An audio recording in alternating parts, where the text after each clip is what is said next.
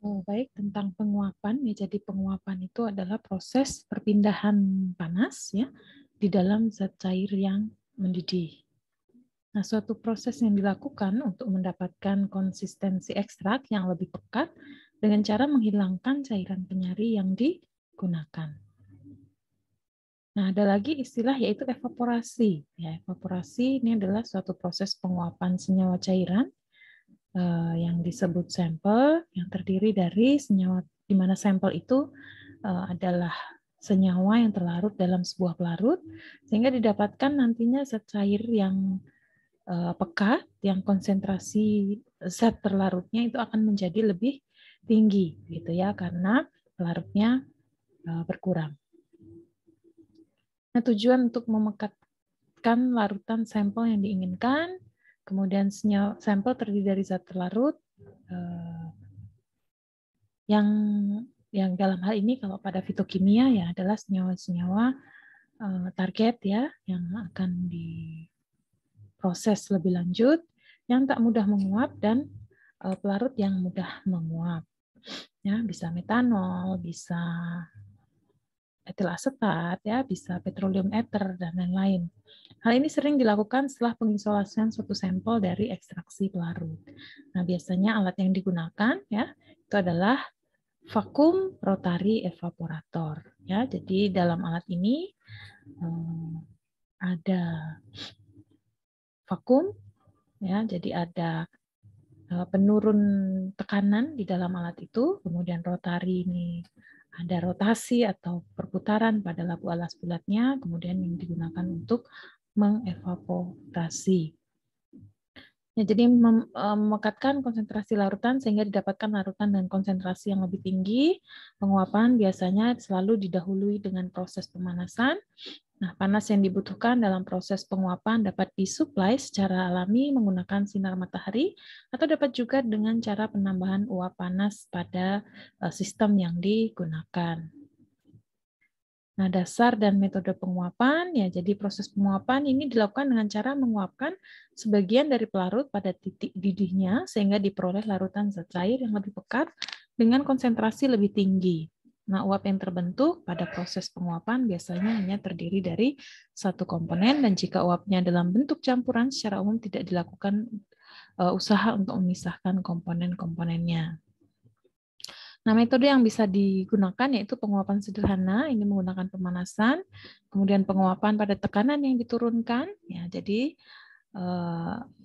dalam ilmu fisika seperti itu ya, jika tekanan proses penguapan itu adalah proses di mana terjadinya penyeimbangan uap ya, penyeimbangan uap di udara ya, di atmosfer seperti itu.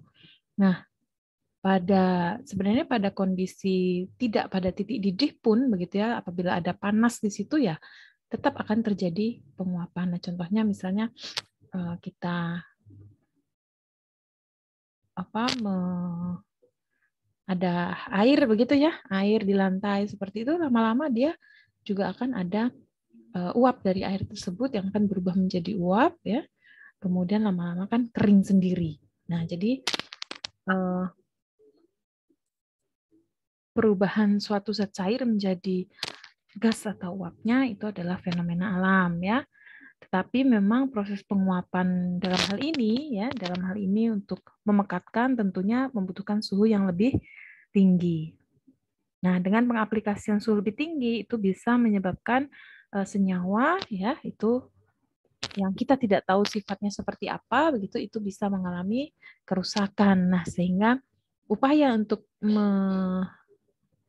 mengurangi atau mengeliminasi kemungkinan terjadinya kerusakan senyawa, maka digunakan suhu gitu ya yang lebih rendah begitu dengan cara tekanan yang diturunkan.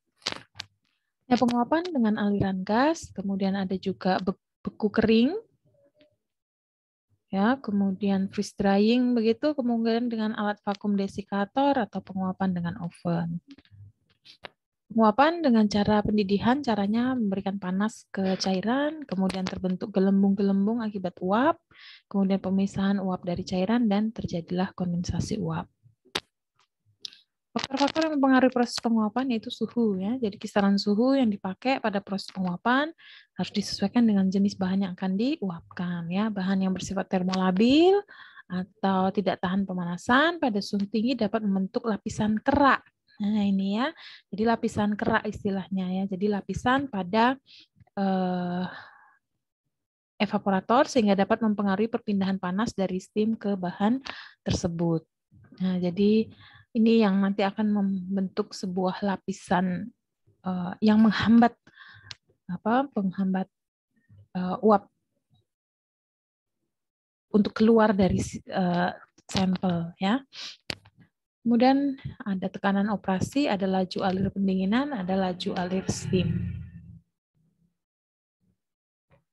Ya, jadi suhu, ya, suhu akan mempengaruhi kecepatan penguapan. Semakin tinggi suhu, maka penguapan juga semakin cepat tentunya. Tetapi harus hati-hati bahwa suhu itu juga bisa menyebabkan kerusakan bahan, ya, kerusakan sampel. Kemudian untuk hormon, enzim, dan antibiotik memiliki sangat peka terhadap pemanasan. Nah, ini harus diatur suhunya, ya. Pengaturan suhu pada saat penguapan itu sangat penting. Nah, diusahakan dapat berjalan cepat dan kemungkinan terjadinya peruraian dapat ditekan sekecil mungkin. Nah, untuk zat-zat yang peka terhadap panas dilakukan penguapan secara khusus, misalnya dengan pengurangan tekanan. Kemudian waktu penguapan, ya, penerapan suhu yang relatif tinggi untuk waktu singkat mengurangi resiko kerusakan zat dibandingkan dengan suhu rendah pada waktu yang lama. Kemudian kelembapan, ini juga beberapa senyawa kimia itu bisa terurai pada kelembapan yang cukup tinggi, terutama dengan adanya kenaikan suhu rendah pada waktu yang lama seperti tadi, ya, bisa menyebabkan reaksi-reaksi tertentu, ya, adanya air di situ, ya, entah hidrolisis lah, entah atau reaksi yang lain. Kemudian cara penguapan, konsistensi atau bentuk dari hasil akhir yang diperoleh itu setelah penguapan sangat mempengaruhi cara penguapan yang akan digunakan. Nah, ini ya rotary evaporator yang di bawah, ya.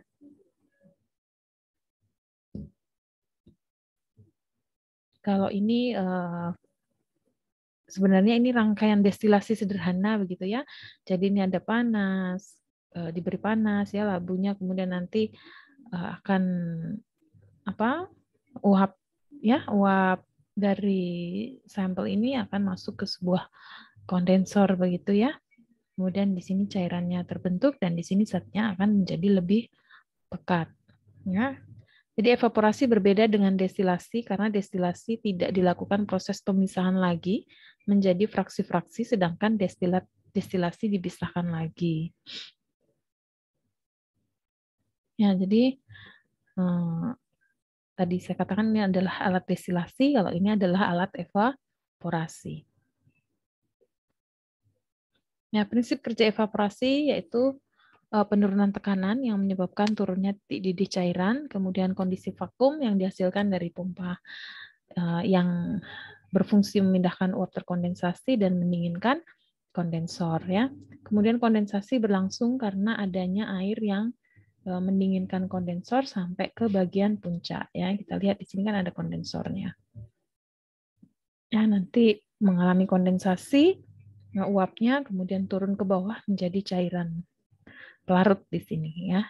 Zatnya tersisa di labu alas bulat. Ya, jadi panas yang dibutuhkan untuk penguapan cairan berasal dari pemanas seperti itu, ya. Evaporasi ini permukaan zat yang bahan yang akan diuapkan, misalnya begitu. Panasnya ada di bawah, gitu, ya. Ya, jadi sebenarnya yang kena panas kan di area bawah ini, ya, tapi uap itu, ya, yang terbentuk ya di permukaan ini kemudian berubah menjadi uap. Nah, senyawa yang di steam mengalami pemanasan, evaporasi, dan pengembunan atau kondensasi pada tabung. Kemudian steam yang telah diambil panasnya disebut dengan kondensat, kemudian pindah dari labu dasar dan ditarik menuju kondensor menuju ke pompa. Ya, sampel yang akan ditingkatkan konsentrasinya itu akan bersirkulasi terus-menerus pada alat dan upaya untuk memperoleh perpindahan atau pergerakan yang maksimal. Sirkulasi yang cepat akan mengurangi resiko terjadinya pengendapan pada permukaan tabung dan dengan cepat akan membebaskan gelembung-gelembung uap dari bahan cair selama dalam perjalanan melalui evaporator. Ya, perpindahan panas di dalam evaporator, ya, jadi alat penguapan diatur panasnya untuk pendidih sampel yang berupa cairan. Kemudian panas yang dihasilkan dari sumber harus bisa mencapai suhu yang sesuai untuk menguapkan pelarutnya. Kemudian perputaran bahan cair di dalam alat penguapan merupakan hal yang penting karena perputaran mempengaruhi laju pindah panas dan dengan perputaran bahan yang baik akan meningkatkan laju penguapannya. Ya, jadi adanya perputaran di bahan itu akan menghambat ya terjadinya kerak tadi, kemudian lapisan yang mengeras seperti itu sehingga cairan ini akan bisa tanpa ada hambatan untuk terjadinya atau pembentukan uapnya. Oke, jadi seperti ini ya. Ini tempat hasil dari kondensasi ya, jadi pelarutnya nanti ada di sini. Oke, jadi suhu ini disesuaikan dengan bahan tentunya. Tekanan ini bisa mempengaruhi proses penguapan pelarut, laju alur pendinginan atau kondensor. Ya, jadi vakum evaporator nanti ada labu penguapan dan penampung destilat tadi ya. Kemudian ada alat pindah panas, kemudian ada kondensor, kemudian ada alat menjaga tekanan vakum. Nah, nanti di setting. Kemudian sistem tekanan vakumnya harus bisa mengalirkan gas yang tidak terkondensasi agar bisa menjaga tekanan vakum yang diinginkan di dalam tabung penguapan. Kemudian panas yang cukup harus dialirkan atau diberikan untuk penguapan sejumlah pelarut, sebuah kondensor yang berguna untuk mengembangkan dan memindahkan uap air yang diproduksi melalui penguapan. Ya, jadi ada kondensornya intinya begitu. Ya, ini ya.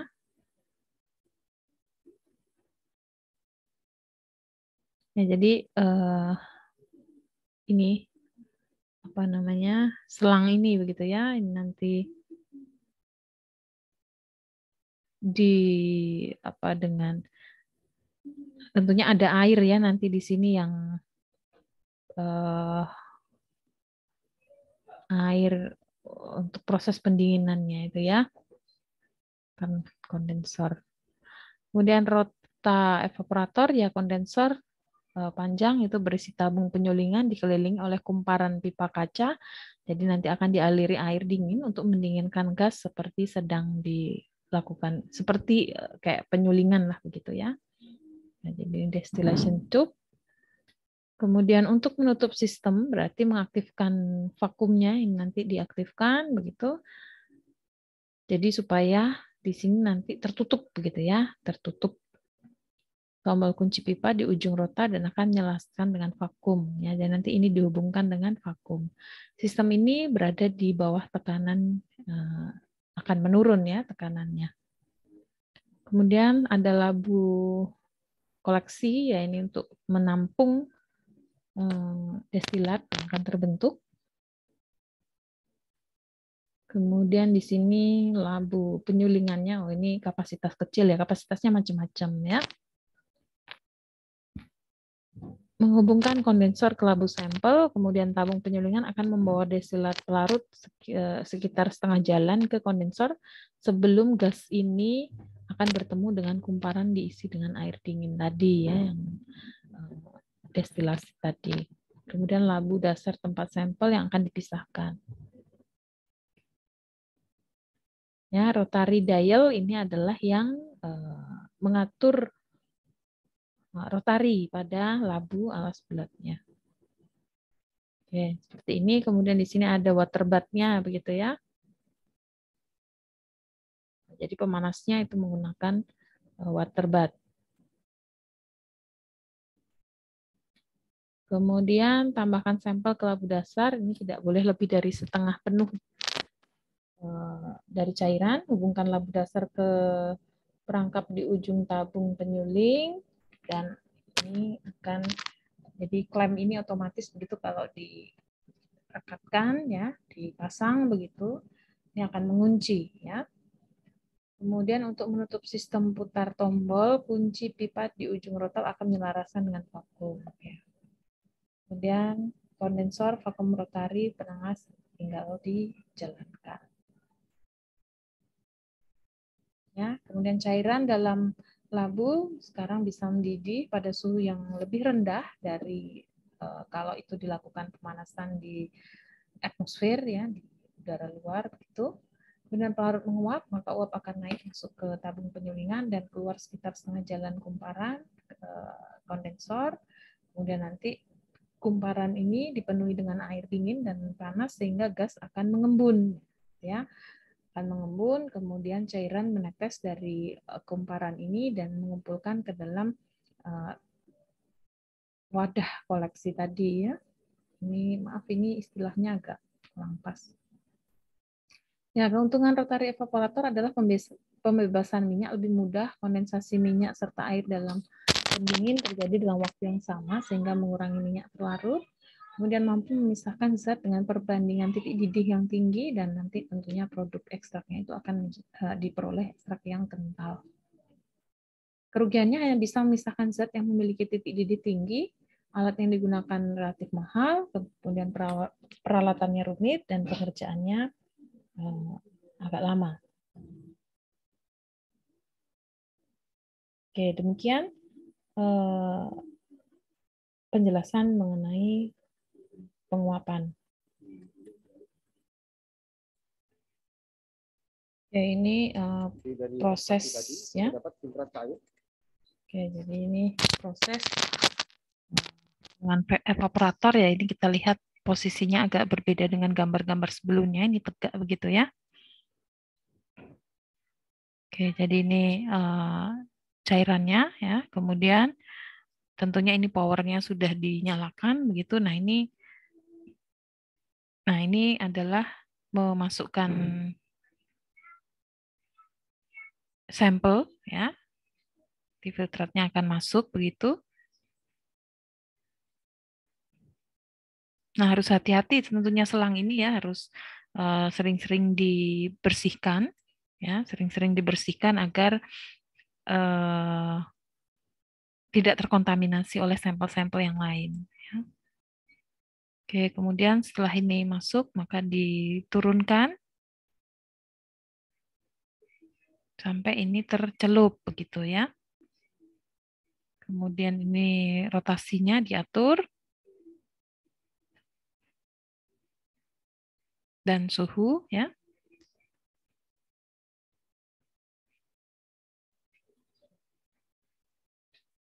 Oh, ini pengatur suhu ini ya, ini pengatur suhunya.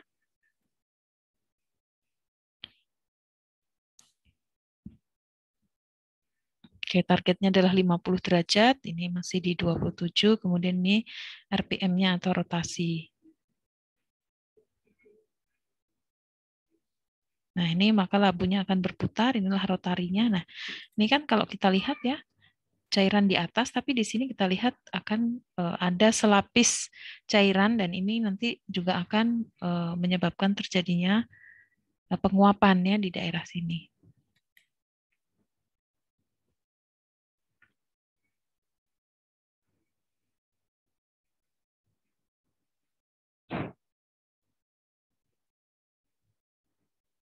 Oke, ya. Nah, sehingga dengan cara ini kan kerak yang ada di permukaan itu tidak akan terbentuk ya.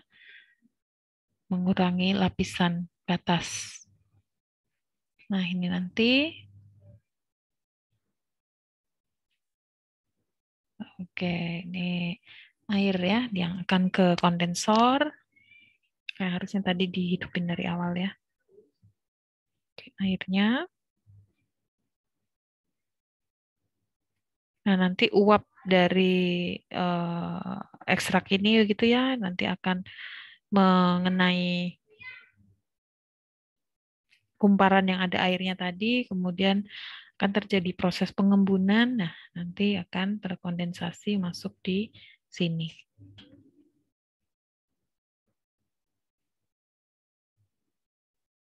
Nah, ini ya. Jadi di sini akan terbentuk selapis ekstrak begitu ya. Nah, itu kan berarti tetap masih panas ya di bagian atas labunya itu ya tetap akan panas gitu. Oke, itu power on off-nya. Ini kita lihat mendidih ya di bagian dalamnya.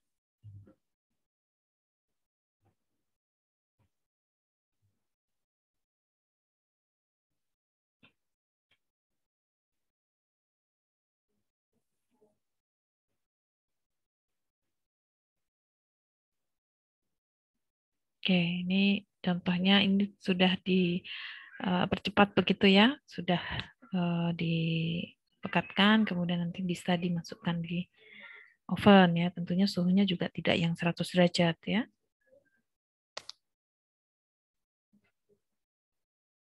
Oke, demikian penjelasan tentang penguapan.